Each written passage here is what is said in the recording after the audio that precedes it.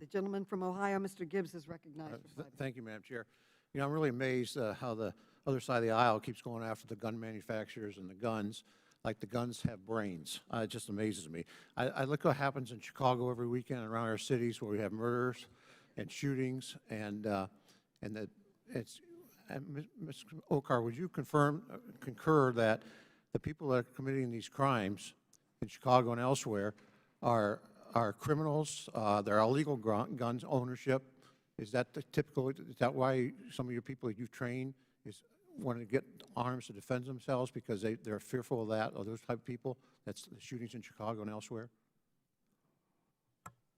The women that I train tend to be fearful of anybody, regardless of where they live, where they're going to do a criminal act towards them. But the people that they're fearful of are the people that are committing the crimes or have ownership illegally of firearms, and that's kind of typical of, you know, as I broad brush it.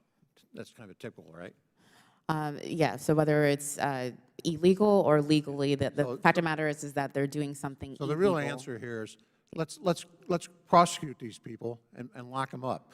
And, you know, I know it was, unfortunately for our colleague from New York, Lee Zeldin, it wasn't a firearm when he was assaulted last Friday, but he was assaulted with a deadly weapon. And what did the state of New York do? They released that person. Unfortunately, the federal government arrested that person, but they released that person. What kind of message does that send? You know, there's ways to do violence, not just with guns. But I don't know why we take so much time talking about guns when we got an element out here we're not addressing the criminal activity and prosecuting those people. It just sends the wrong message, and to go after law-abiding citizens that want to defend themselves under the Second Amendment, it's just really incredibly that we're not focused on that, Madam Chair, what's really going on in this country. You know, when you send a message to criminals out there that, hey, don't worry, we're going to let you go and you're not going to get prosecuted, and that just sends the wrong message. And so we really need to deal with that and not attack our Second Amendment